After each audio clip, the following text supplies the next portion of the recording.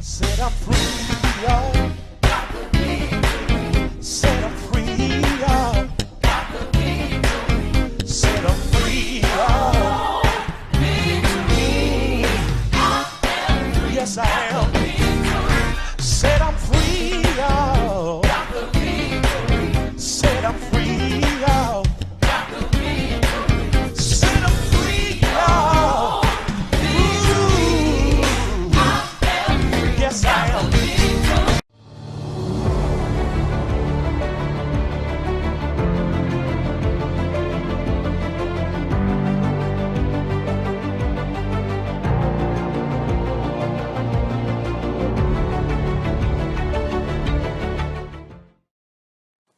Good morning, good morning, good morning.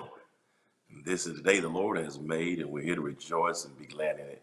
Welcome to Hope TV. I'm E. Dewey Smith, one of our Hope dealers here, and I'm so excited that you've tuned in this morning to Hope TV to get a daily dose of hope. So exciting and just exhilarating for me that you've tuned in today, and it's exciting that you've tuned in to our podcast recording.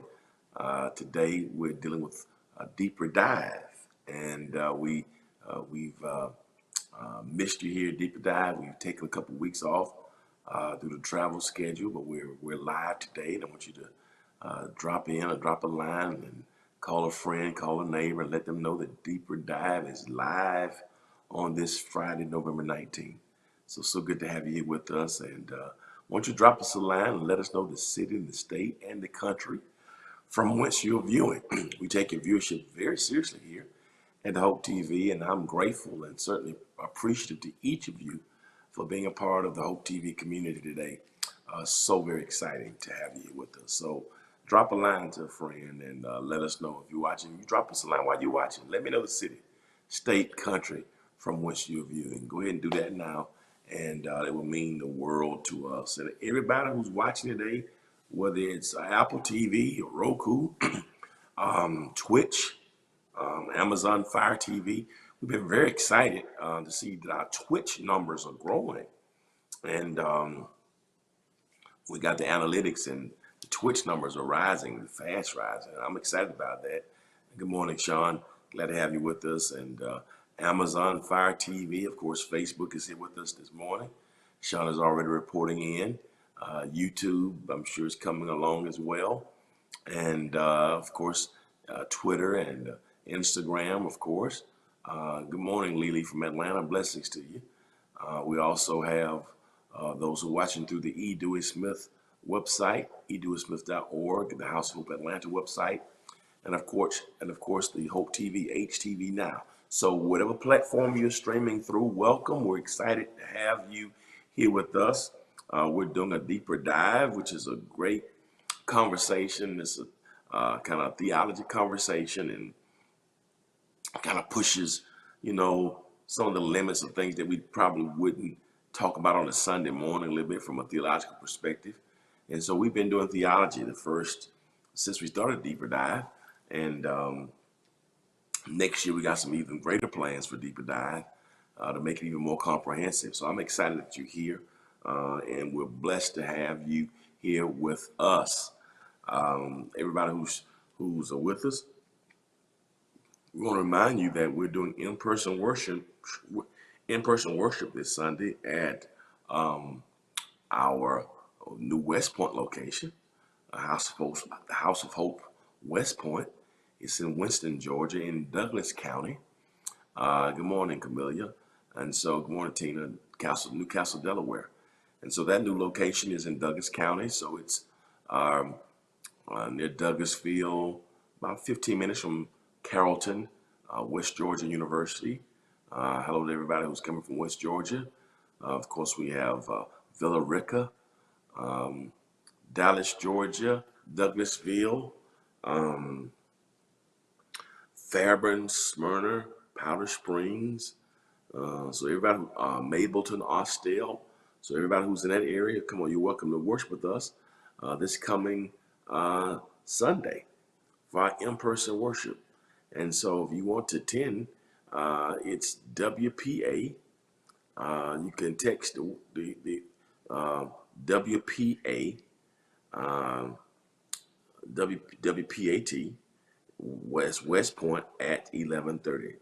So that's WPAT 11:30. You can text that to the number 678-201-1351. And of course, we would love to have you here with us, and it's going to be a great environment. Got protocols in place to keep you safe.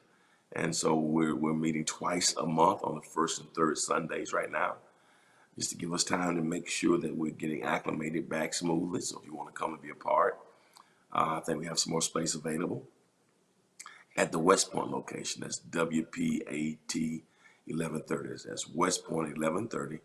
Again, text that number to 678-201-1351. So everybody who's in West Georgia, it's approximately maybe 15 minutes from Six Flags. So if you know where Six Flags is, so just maybe 10, 12 minutes west of Six Flags. That's a good way to kind of, people say, where's that? Right off Post Road. So if it's on Campground Road, which is off of Veterans Memorial, but the best way to think about it in terms of the area, if you know what Six Flags is, good morning, Tom from Victorville, California. So if you know where Six Flags is, just keep going due west. Just keep going west, and exit 30 is Post Road. And so those of you in the Thornton Road area, all that area, but just 10, 15 minutes from Six Flags.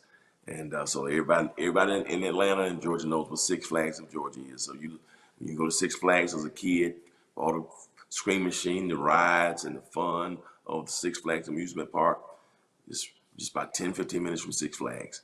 And so this coming Sunday at 11:30, of course, we'll be at the Atlanta location at 9. But I think we don't have any more space for that one. But West Point, we have space. So just text WPAT. That's West Point at 11:30. That's a 678-201-1351. Good morning, Shawana McCall from Dallas, Texas. Blessings to you. And so that's the information. So if you text that, WPAT 11:30 to 678-201-1351, you're gonna get instructions. Instructions will be mailed to you about check-in. We need everybody to check in. So I look forward to seeing those of you Sunday, those who register for the Atlanta service. I look forward to seeing you there at 9. And so we'll have the 9 o'clock service in Atlanta. And then we'll go to the West Point location for 11:30. So I'm excited about it. And I look forward to seeing everybody this coming Sunday. And if you're not going to be in person, no problem. We'll still have our online worship service for you, same time. It's 7:30 and 10:15, 4:30 p.m., 7 p.m., and 10 p.m., all Eastern Standard Times. So If you want to come in person, that'll be 9 a.m. in Atlanta, 11:30 at West Point. If you want to watch online, 7:30 a.m. Eastern Standard, 10:15 Eastern Standard Time, 4:30 Eastern Standard Time, 7 p.m. Eastern Standard Time, and then 10 p.m. Eastern Standard Time. So I'm excited about it, and I appreciate you being a part on today. So very, very excited. I want you to listen out. Again, while you're watching, thank you. I want you to subscribe, like, comment, or share. Subscribe, like, comment, or share. Every time you subscribe, like, comment, or share, you help us to expand the platform with our engagements and with our algorithms. So go ahead and subscribe, like, comment, share. Costs you nothing to do that, but it's very, very impactful and meaningful for us. Two other things right quick.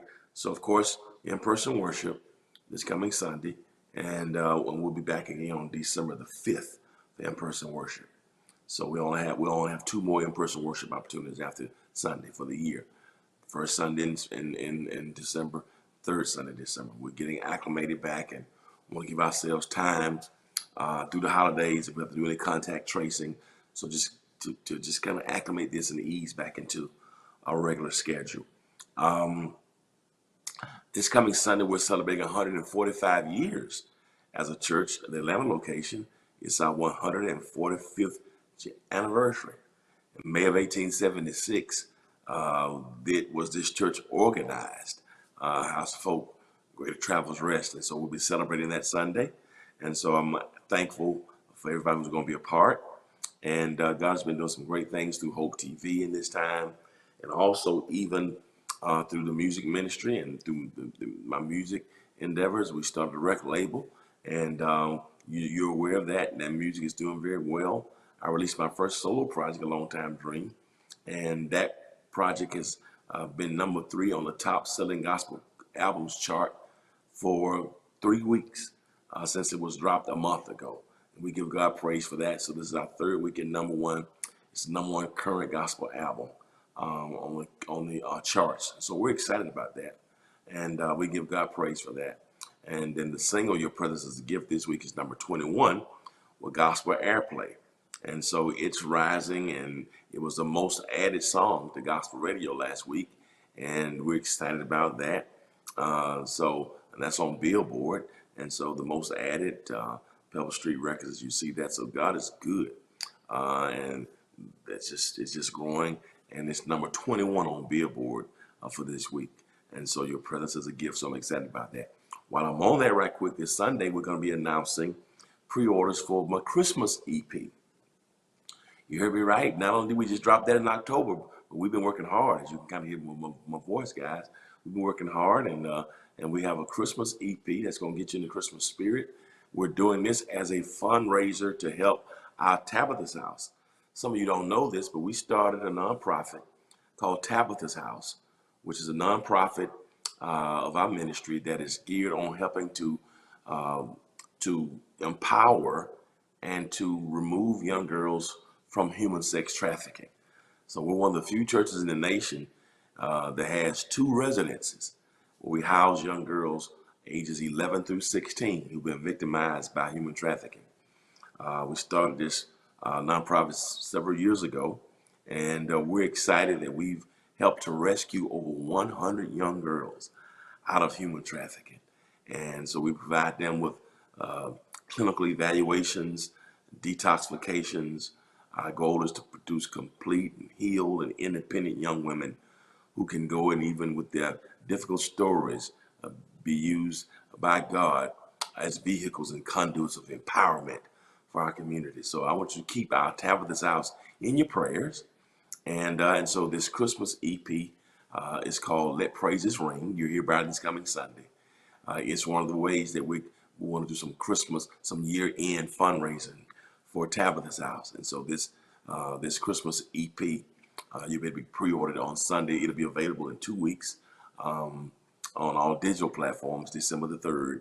But you can start your pre-orders on Sunday. So I'm excited about that. Let Praises Ring. Want everybody go get it so we can help support our Tabitha's House initiative. So let our presence be a gift to the young girls who've been victimized by human trafficking, and that we're going to stand to bring empowerment And to all those, to all of our directors and people who work with Tabitha's House, it's a very dangerous work, very dangerous and hard labor. But they've been called to do it, and they're doing an incredible job. And so we're praying for complete, healed, independent young women of God who can go out and become conduits of empowerment for the world through our Tabitha's House initiative. We've got to stop human trafficking. It's the second largest criminal enterprise now in the entire world, only second to the drug industry. And so we got to do all we can to eradicate human trafficking. So your efforts to support this music project, so only going to be a $5 donation for it, for the EP, and you'll be able to help us to, and all those proceeds will go to help our Tabitha's House. And so I want you to do it. I want everybody to get your CD or download it. I want you to purchase it. Don't just download it, purchase it, so we can get those proceeds to make a contribution year in to our Tabitha's House initiative. All right. So with that being said, we're getting ready to get started with our deeper dive. Thank y'all for indulging me. Just want to give you some housekeeping stuff so we can be abreast of it. We haven't been in deeper dive for a few weeks. I've been traveling the last couple of weeks, and I want to do this one live so that I can make sure that we are connecting here. But this is a great conversation. We've been talking about, thank you so much. Thank you, Tina. We've been talking about Thomas Aquinas. Our last conversations where we stopped off with Thomas Aquinas, and I want to start back with that today. Thomas Aquinas, and we've been talking about proofs for the existence of God. Proofs for the existence of God. And I want to get into that today, and we're going to finish this out today. Proofs for the existence of God. Thomas Aquinas, one of the leading philosophers and theologians of that Middle Ages period, contributed a lot, not just to Catholicism, but a lot to systematic theology. And one of the things about Aquinas that I love reading, is this whole idea that he wrote about the proofs for God's existence. Thomas Aquinas, a very, very, very important name for theology and philosophy that I'd like you to kind of familiarize yourself with. Those who are not assuming that, I don't want to, if you're not familiar with it, let me say it that way. Let me not be presumptuous, because some of you are very, very brilliant. But if you're not familiar with that name, that's a name that I think will be good for you to kind of do some research on him, Thomas Aquinas, just to familiarize yourself with his works. But one of his most famous works is called Proofs for the Existence of God. And we dealt with two of them the last time. I want to give you all five of them today. He gave 5 proofs. Theologia Summa is what it was called in Latin. It was a summary of theology, and I want to kind of get into that. The first proof of the existence of God, according to Thomas Aquinas, is what he calls the law, the proof of change. What he says is, in everything in life, when we talk about the world move, the sun moves, the world began, there had to be a first mover who's responsible for everything that changes. That the very fact that society and nature is built on change, or incorporates change, or that it cannot operate without change, then change means that there has to be a first mover who causes things to change. There has to be a first mover. The first mover is responsible for the specific change, but I think it's very, very, very powerful. The specific change. And good morning to you, Danny. And the other piece behind that change in Aquinas's move, the first mover, this first mover It's also sometimes called the unmoved mover. And so there is a first mover who can't be moved, which I think is pretty powerful. So there is the first mover who necessitates and precipitates the change, but that mover can't be moved, which I think is pretty powerful. And so there is the law and the proof of change in this first mover who is behind the change. And so this is natural. This dealing with nature. Sometimes people it's called natural science. So it's really nature. Now, what I like about this argument and is I think it's beyond nature. It's even spiritual in our lives. Because I think also in our lives, many of us can testify that it's been changed in our lives.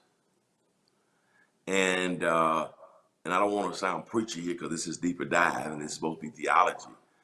But I think for me, when I think about the changes in my life that have come about, there had to be a God. Now, some people say we grow, we evolve, and because of our own personal growth and evolution, we change as a normal human process in reaction to what has happened in our lives. Many of us are not the same now that we were 10 years ago. We may not, or maybe we may respond differently. And sometimes we say that that's growth. That we've experienced more. We mature and we evolve. We become better iterations of ourselves. But at the end of the day, I still believe that there has to be a God who's behind the change. There's an unmoved mover who's behind the change. We used to sing a song. It's a hymn. Oh, what a wonderful change in my life has been wrought since Jesus came into my heart. Floods of joy o'er my soul, like the sea billows roll, since Jesus came into my heart. Since Jesus came into my heart. Since Jesus came into my heart. Floods of joy o'er my soul, like the sea billows roll, since Jesus. The change in our lives, just like that theological argument, there has to be a mover, and there has to be someone who necessitates and who initiates the change. So that's the change argument. The next proof for God's existence is what Aquinas would call that cause. Cause. The next proof is cause. And so this is causation. This is causation. That's the next proof, causation. Now, this is pretty cool. Causation, because it's a little different from change. This is cause and effect. This is the causation argument. Here's why. It's possible for things to be changed without necessarily being caused. Change is not always based on the beginning of a thing. Cause and effect is more what starts a thing. Just because the thing changes does not mean it will necessarily starts. Something can be changed without the changer starting or originating. Let me make sure, because it's very nuanced here, and I want to make sure it's very clear. Things can change. A person can change something without necessarily starting something. A person can come in your life and you feel changed once that person comes into your life. But although that person can change your life, doesn't mean that person started your life. But the proof of cause and effect, what it says is to every effect, there must be a prior cause. And so when you talk about nature, when you talk about the world being created, when you think about the earth, when you think about the sun, the moon, the constellations. I mean, the stratosphere, the hemisphere, the teliospheres, the placement of the moon and the galaxies. There has to be a cause of all that. Now, science has tried to describe it as a Big Bang theory, or when they talk about humanity, that there's a theory of evolution. You know, you got Darwin's theory, or that human beings evolved from apes and from animals, and the Neanderthal man and the mitochondrial Eve. A lot of different thoughts. There's just a big bang that caused a cosmic collision. Everything in the constellations just appeared with this big bang. And so sometimes science tries to explain the universe in a scientific way without the inclusion of God. Science will even try to explain the development of the human species and the animal kingdom without God. But for me, at the end of the day, for those who believe in the theory of evolution and those who believe in the Big Bang, I'm not here to argue that. I just want to ask the question. If you believe there's a Big Bang, and that's I don't believe in arguing with people about what they believe. I don't do that. I have much better things to do with my time. Because sometimes when people's minds are made up, you can never convince somebody who's committed to their position, or you can never convince somebody to get understanding if they're committed to misunderstanding. So I just offer my position and try to respect others. But suffice it to say that somebody believes in a Big Bang. My question simply is this: who caused the bang? If you believe that God didn't make man from the dust of the ground, as it is written in Genesis, that God made man from the dust of the ground and breathed into man's nostril the breath of life, and man became a living soul. If you don't believe that, you believe that man came from monkey, you're entitled to your beliefs. My question is simply this: where did the monkey come from? If you believe the sun just appeared and the moon just appeared as the fruit of a cosmic collision, participles and matter just gathered up in the stratosphere, the moon became just an amalgamation of rocks there to reflect the light of the sun. That's what you want to believe, you can believe that.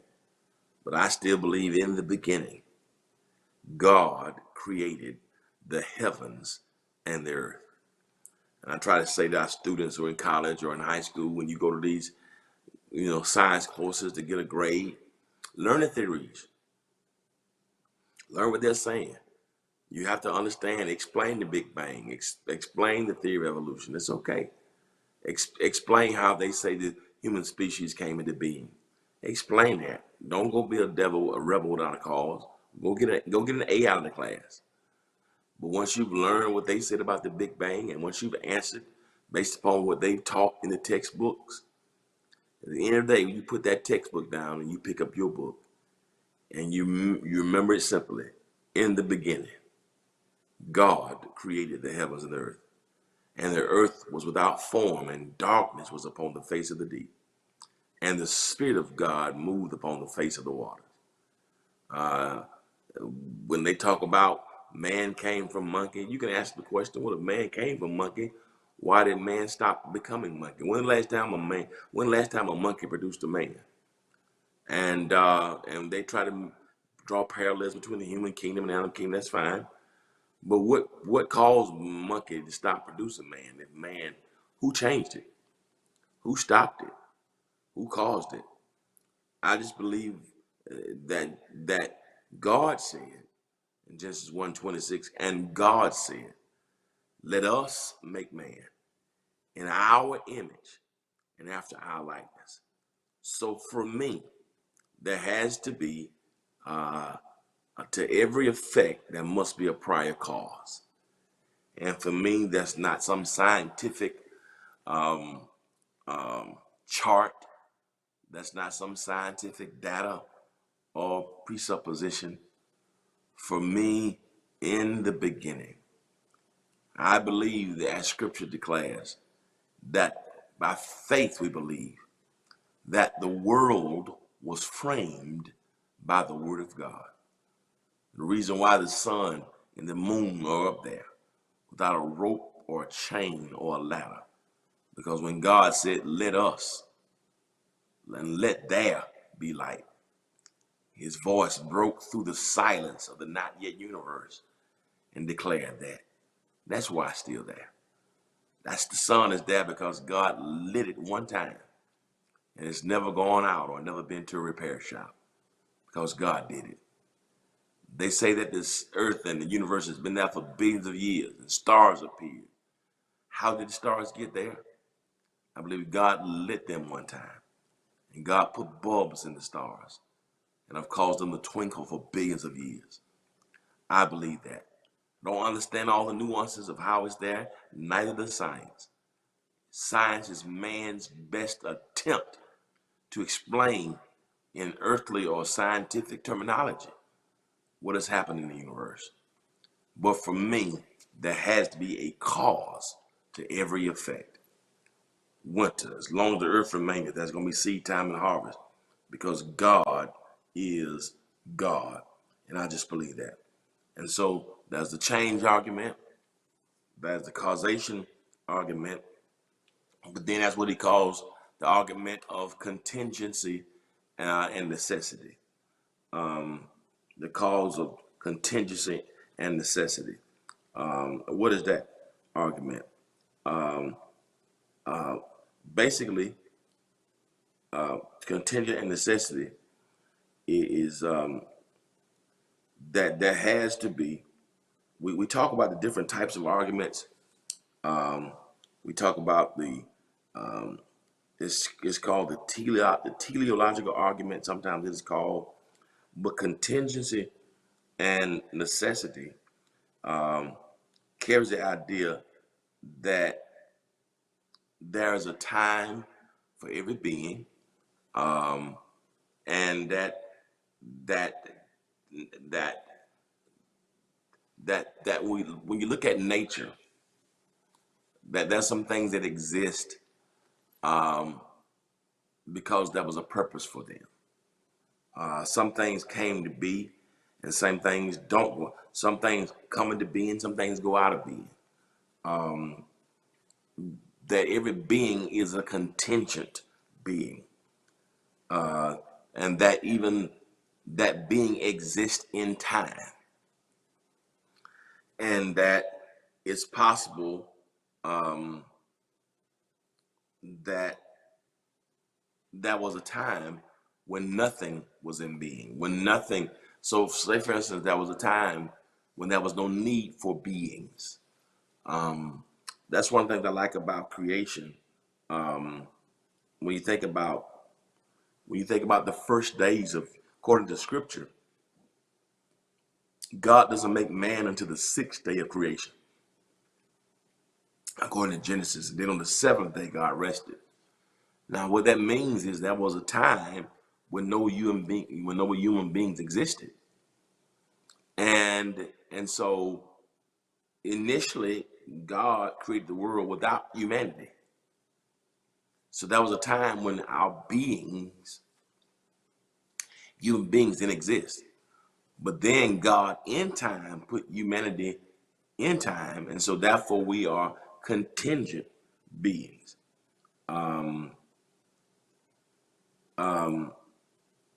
And so I think when you think about nature itself, and both these arguments are true. So what this means is God, and I think this is also powerful. I'm glad that God didn't make us first. You know, that God didn't make us first because I think perhaps that would give us even some other type of superiority notions. You know, so I think what is important is that uh, God breathed our being. God deemed us to be contingent beings, and God created Adam to be a steward over God's creation. As a matter of fact, the Bible says in Genesis 2:7, and God created man from the dust of the ground and breathed into his nostril breath of life. And then God planted Adam eastward in Eden. And so the Garden of Eden was not created after Adam, it was created before Adam. Genesis 2:15 says that God placed man in the garden to dress it and to keep it. And so that was a time when the Garden of Eden existed and Adam did not exist. And so that makes him a contingent being. Um, um, but every but but but but everything that was created may not be in that's so good, Tina, may not be into um, may not be in reality right now. Okay, so that's a very powerful, and so this whole idea of necessity and contingency is powerful. All right, and so there are things that may have appeared that may no longer be in being now. You know, if you think about one of the things that can go into being and come out of being, when you think about the prehistoric times, that would be a good example of that was a day in time in which dinosaurs lived. You know, the prehistoric times, and when you think about that, um, dinosaurs existed according to science. They found archives and predators and the Brontosaurus and Tyrannosaurus Rex, but you don't see dinosaurs existing today, right? So something went into being and came out of being, um, and so for it, when there is a contingent being, there's a time for that thing to exist and a time for it not to exist. For instance, you and I can be called contingent beings. None of us existed in the 1800s, not in flesh. In spirit, God had us in mind, but in flesh, we did not exist. If the Lord delays his return another 100 years, nobody who's watching me right now will be in being. So beings come into existence and go out of existence, and it's still all. And so it's possible for us that these two things can be a reality, that for us to exist and us not to exist. Dinosaurs existed, they no longer exist. We exist in time, but we don't exist in the whole of time. God gives us a specific amount of time here on earth to exist, and that will make us a contingent being. All right? All right, that's good. Um, Here's the other one. This is called the Great Eight. We're gonna call this last one number 4. And we got 2 more. I'm gonna let you go. Gradation that occurs in things, degrees that occurs in things. All right. Um, what does that say? That's saying that some things are better than others. Um, Gradation says that some things there's an uttermost case. How can I explain that? The closer we get to the sun, the hotter it is. The closer we get to Antarctica, the North Pole, the colder it is. That's a gradation. Um, and so there must be something, um, being, goodness, and other perfection that we call God. So who is the person behind the gradation? Um, that if you go to the Sahara Desert, it's hotter. If you go to the North Pole or Antarctica or Alaska, it's colder. There's a gradation, there's a degree of change. There's a difference. There's a variance in those things. So who is responsible? Who who made it hotter in the Sahara and colder in Antarctica? Who did it? Um, who makes it more tropical um, in the Caribbean and makes it more bleak and rainy in the Pacific Northwest? Um, who who who who who allows Florida to experience more hurricanes? Allows Chicago to experience more snow, and allows California to experience more earthquakes at the same time. When that can be a storm in the Gulf Coast, a hurricane in Haiti, and an earthquake in California at the same time. The gradation, the gradation. There has to be a God, the degree to which things change. Those things just don't happen. I can, right now, I can take a flight and go to Turks and Caicos, and and and and, and I can be on the beach today. The same guy can take a flight and go to Alaska and need a coat, or Antarctica and need a coat. Same day, and I can do it at the same time, but the gradation. How do you explain that?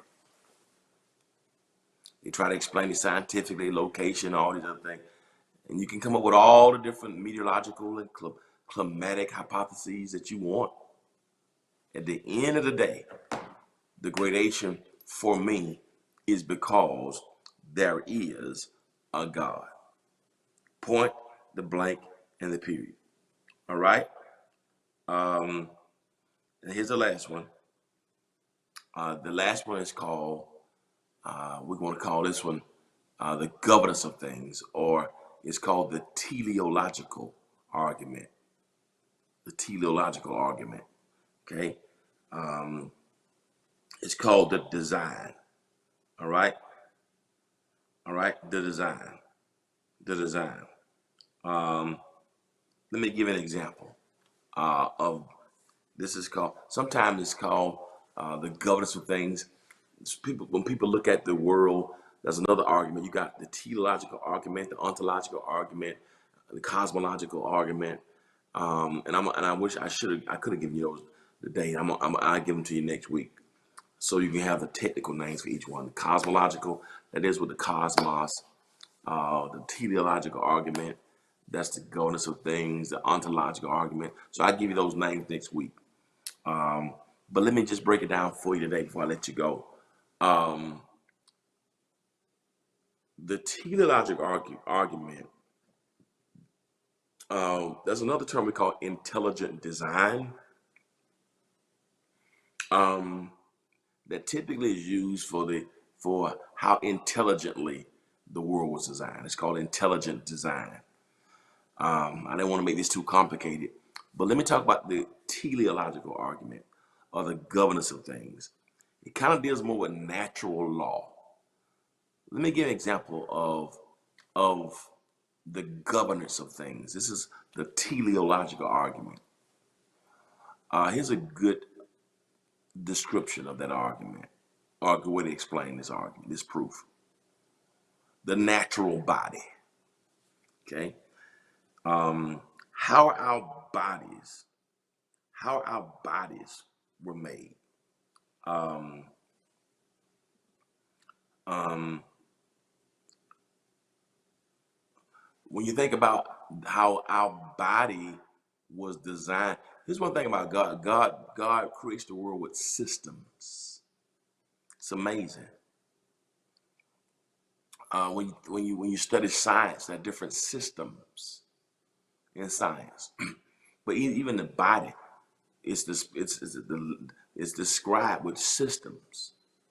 The body has different systems that make it operate.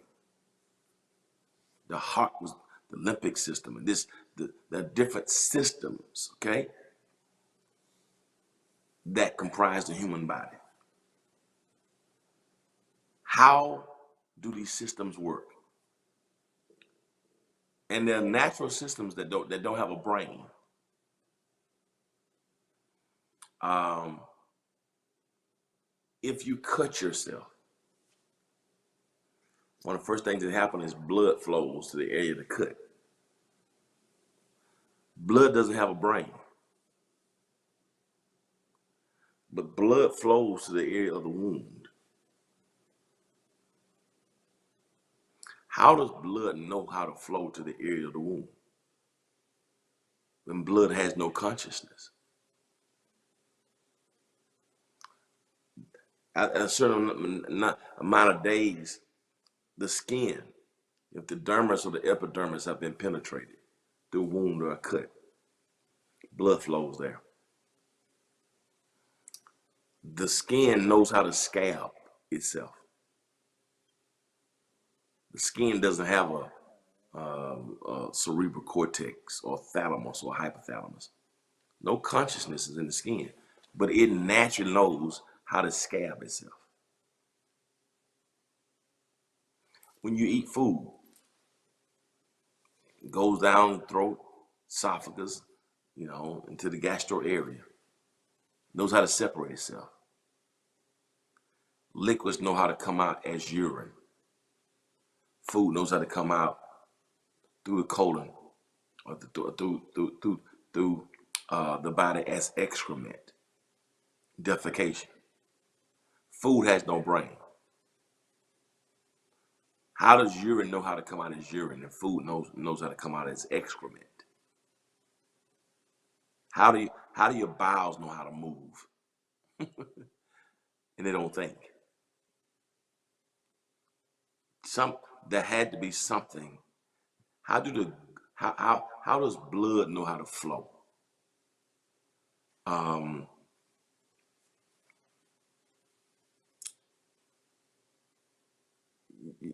If you put your hand on a hot stove,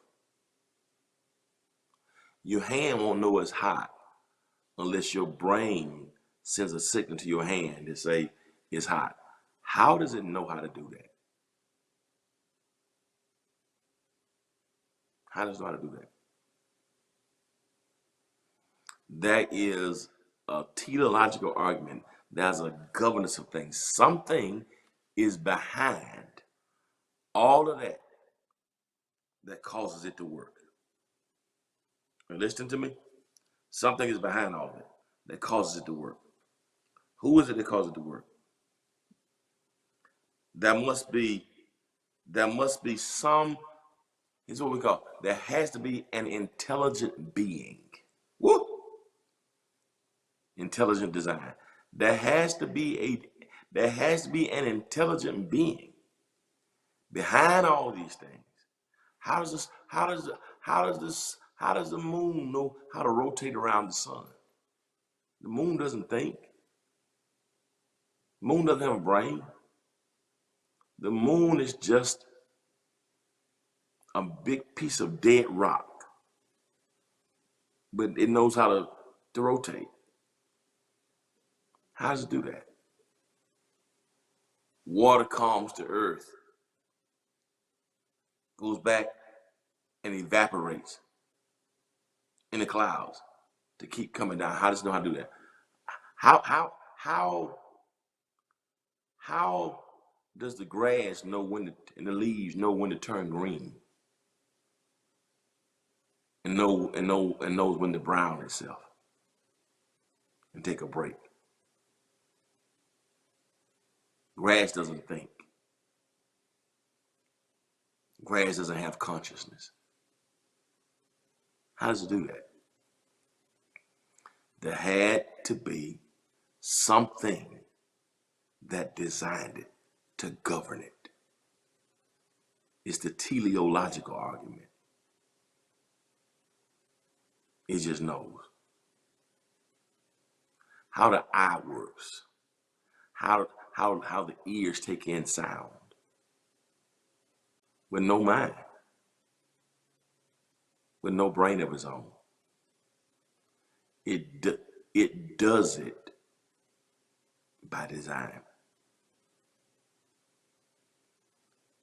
How does it do it? Because there is a God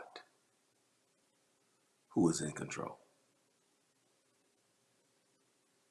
That's why Jesus once said in Matthew 6, he said, I want y'all to consider the lilies of the field. He said, look at how the lilies and how they are arrayed with apparel. Got them. How beautiful. He said Solomon in all of his splendor couldn't dress like the lilies and tulips and the dandelions and the roses. Who made the decision for what clothes the roses would wear, and the dandelions and the tulips and the lilies of the field? Who puts clothes on? You've never seen a lily or a dandelion or a rose going to shopping. Dandelions and lilies, they don't shop for clothes on Amazon. Who clothes them? There had to be an intelligent designer. Look how beautiful they're adorned. And people who love nature take pictures and we go see them. You ever thought about how they got there? You know, Jesus said in Matthew 6, look at the fowl there. Look at the birds. You've never seen a bird. You've never seen a bird with a will work for food sign. Birds don't have unemployment lines. Birds don't do that, but they're fed. And Jesus says this, if God can clothe the lilies of the field, and with all the money that Solomon had, he could not dress as beautiful as the lilies of the field and the dandelions. If God knows how to clothe the lilies and clothe the dandelions and the roses, if God knows how to feed the fowl, the birds, how much more would he do for you when you're his child?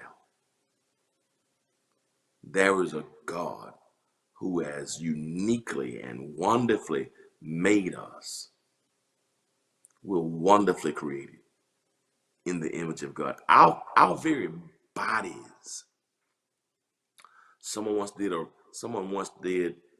a cost analysis of the human body, and they posited that the human body is probably worth about 16 cents in terms of the value.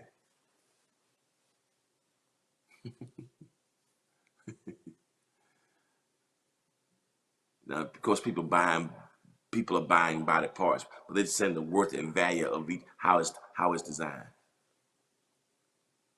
What am I saying? What I'm basically saying is how God took something that's really worth nothing and breathed in it and give us life and years. It all works together. How our brains work, how the blood system works. The body's just a whole bunch of systems. And this system works. This system works. That's it, Tom. Everything I am, that's it, is because of God. That's the teleological argument. You and I were intelligently designed by God. I don't want us to ever take that for granted. Just using the bathroom. Just have how the kidneys, how do the kidneys know how to function? You don't think. You know, that's why people have to get dialysis when the kidneys stop functioning. How does the heart know how to pump blood? How does the body know how to breathe in oxygen? And how do we know how to inhale oxygen and exhale carbon dioxide naturally? How do we know how to do that? You can keep coming up with your scientific arguments. I'll just tell you simply this. In the beginning, God created the heavens and the earth. I close with this, and we'll pick this up next Friday. A line of one of my favorite songs that was written by the legendary James Cleveland. God is the joy and strength of my life. He moves all pain, misery, and strife. He promised to keep me, never to leave me. He never ever comes short of his word. I've got to fast and pray, stay in the narrow way. Try to keep my life clean every day. I want to go with him when he comes back. I've come too far and I'll never turn back. God is. God is. God is. God is. God is my all and all. I believe in God. Period. It's in him that we live, in him that we move, in him that we have our being. I hope I didn't sound too preachy today. This is supposed to be kind of didactic and professorial. But let me encourage you, my friends, today. In the words of Jesus in Matthew 6, if God knows how to take care of the lilies and feed the birds, then you take no thought what you're going to put on, what you're going to eat, what you're going to wear. Because God will also take care of you. Believe that. Thank you for spending your Friday morning with me here with a deeper dive. I hope you're encouraged. Every time you go to the bathroom, think about God. Every time you hurt your finger, you hit your finger and it hurts, that's God. God was doing all that to remind you can't exist without me. I give God the praise for being a loving, kind, and an intelligent God. Y'all go in peace and know this: God's got you. Have a great day. Enjoy your weekend. And always remember this: if you'll be good to God, God be good to you. Till next time, peace. I love y'all. Said I'm free, y'all.